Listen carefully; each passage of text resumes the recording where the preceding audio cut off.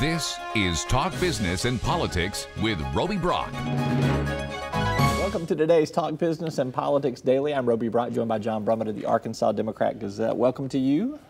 Great to be here as always. I know. Happy early 4th of July to you, I should say. Same. So, hope you have a good midweek break. I hope so too. So it's my little girl's birthday. So she turns 11. How about that? Well, that's great. You got to celebrate those things, you know. I can't make it to your birthday party, thinks, but otherwise, thanks for the invitation. She thinks 4th of July is for her, you know, well, the fireworks and everything. It So is. It's good. Yeah. Let's begin and talk sports because we'll talk plenty of politics as we go along. But there was a big sporting event. On sports, yes, you are. Mm-hmm. Yes, you are. There was a big sporting event this past week that I contend fed into Arkansas's long-running inferiority complex.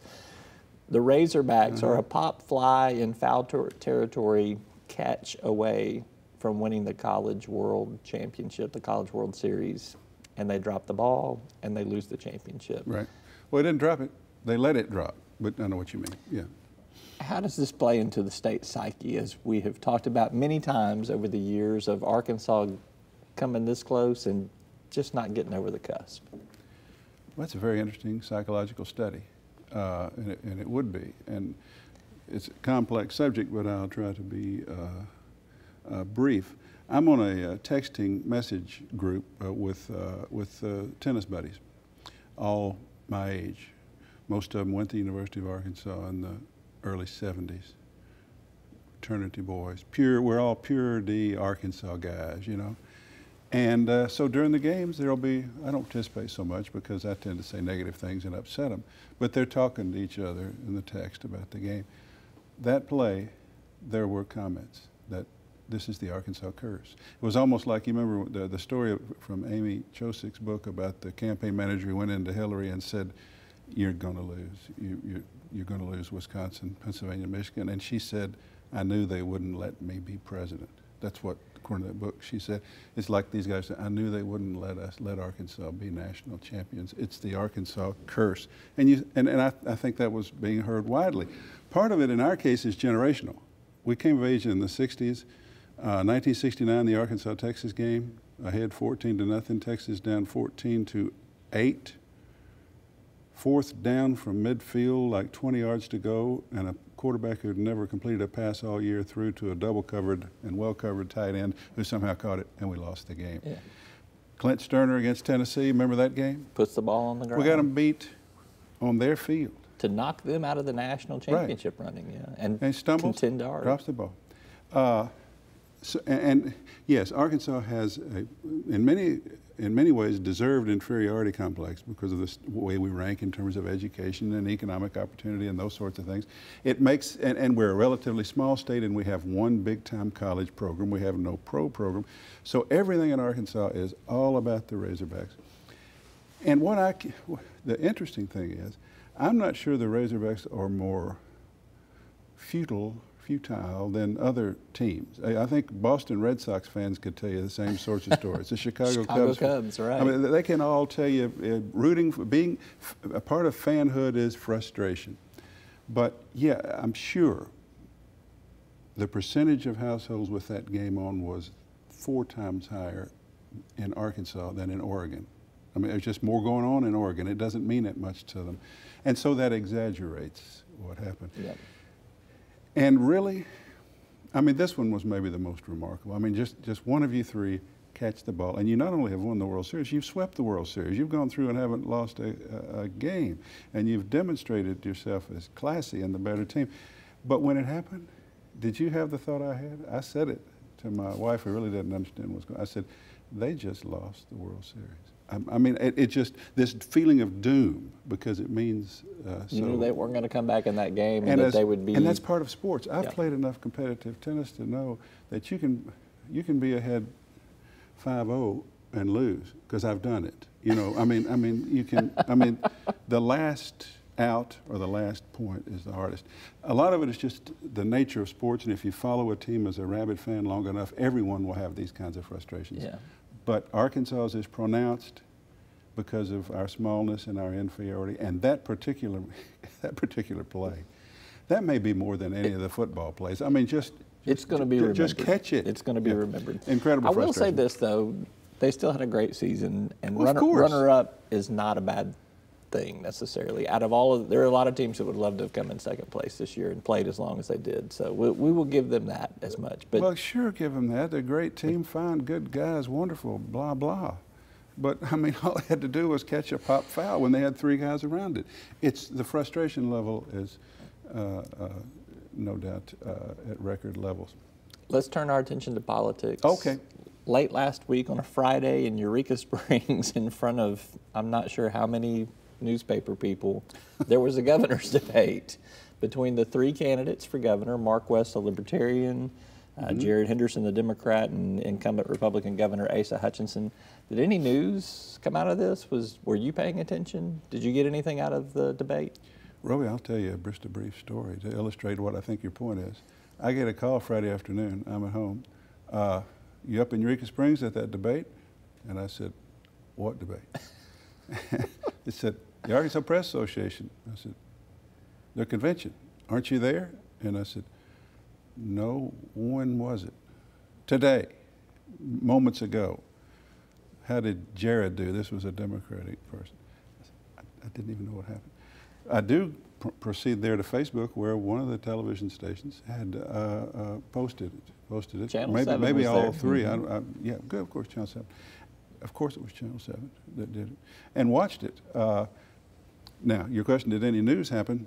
Not really. Therefore, raising teacher pay and blah blah. They all seem to be in agreement on most of everything. So. Yeah. But part of this is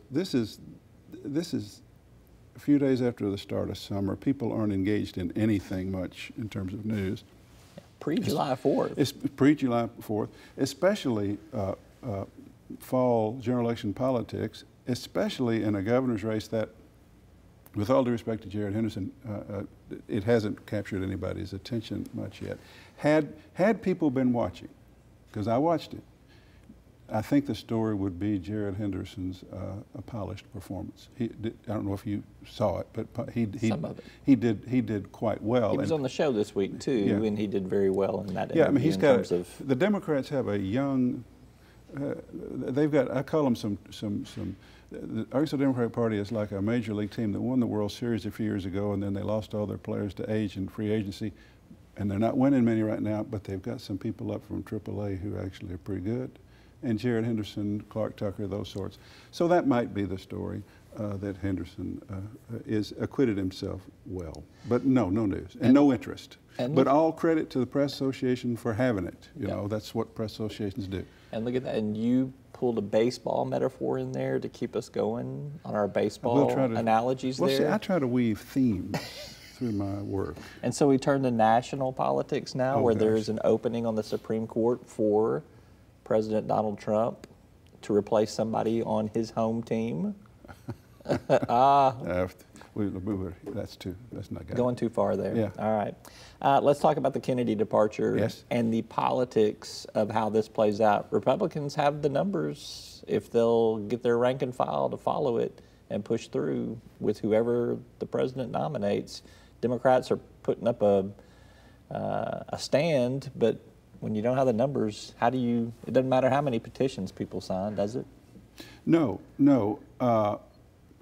But there is some really interesting calculus here on all sides. The lead headline in the local paper this morning, Susan Collins says no to anyone who would repeal Roe v. Wade.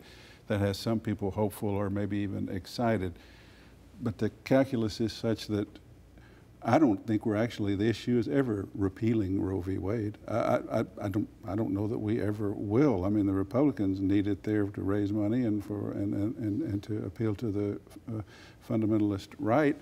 The issue is chipping away at Roe v. Wade through all sorts of restrictive legislation.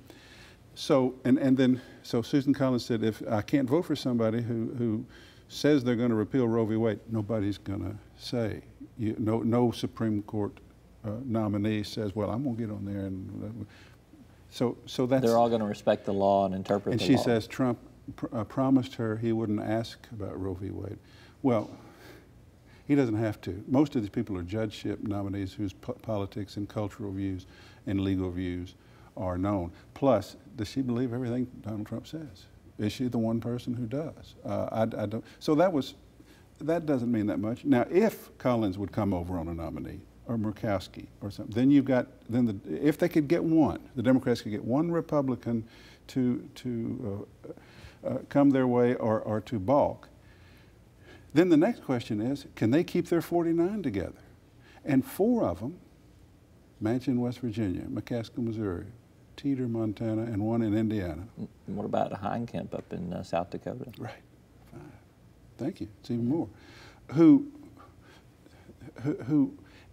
are likely, according to form, Democrats in red states trying to hold re-election, they move to the right. They call it moving to the center, but they're moving to the right.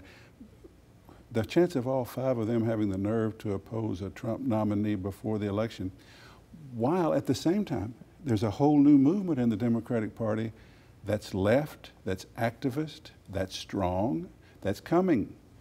And it has despaired. They think Pelosi and Chuck Schumer are too obliging, these folks. They have despaired of that kind of politics. And so most likely, if those 4 or 5 bailed on the Democrats, voted for Trump to try to attend to their re-elections, what probably will happen? They'll lose, and they'll end up not having stopped a Supreme Court nominee that they might have been able to, which is the Democratic curse, much like the Razorback curse. Trying to finesse everything rather than standing strong. And I'm telling you, there's something happening in the Democratic Party. I'm getting attacks, personal and vitriolic, as much from the left fringe now as the right, because of this whole idea that I'm worried about civility, or that I think that we can govern from the moderate center. There's a chance for an actual full implosion in our politics toward the 2 poles. Some of what you're talking about in terms of that centrist mentality and trying to straddle the fence and do a little bit of Republican stuff here and there, that's what Blanche Lincoln and Mark Pryor tried to do in 2010, 2014. Unsuccessfully. So. No, it's basically, it comes down to who's your leader. With politics nationalized, who's your leader? Yep. I mean, you're working for Harry Reid, aren't you? And And how did you vote on the Affordable Care Act? Don't tell us how hard it was a vote to make. Don't tell us how you're going to make it better. You're on the take responsibility for your side, and that's what. See, I just really, this New York race is most interesting. You know, the young congresswoman with Medicare for all and sort of democratic socialist views, very personable. She wins, and it was part anger at the establishment, was part her own skill. But the guy she beat was a Pelosi liberal, and that's not even good enough for a percolating movement. There is something happening on the Democratic left, putting pressure on the Democratic Party, much like what the Tea Party movement and Trumpism have done to the Republicans. And that has them both going this way. So I would say the best way for those Democratic senators in those swing states to proceed would be to champion moderation and to say Trump is, if he nominates somebody that they suspect is pretty extreme conservative, say that's not where the country is, and hold still. Even at that, as you say, they got to have Collins or Murkowski or somebody come up with them. All right? All right, 3 subjects. It's the same as 3 batters up, 3 batters down. You knocked them all out of the park. Good job. Roby, you've gone too far. But that, I thought you had another issue. No, we've covered everything. We did it all. All right, it's always a pleasure. Thanks. I appreciate you. You betcha. Thank you for tuning in. That's all for today's Talk Business and Politics Daily. I'm Roby Brock. We'll see you next time. Each day, the promise of our nation begins again. Arkansas and America, moving forward.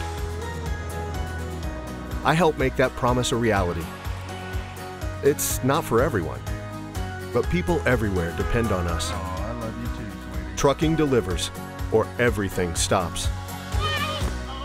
And that's what drives me. I did.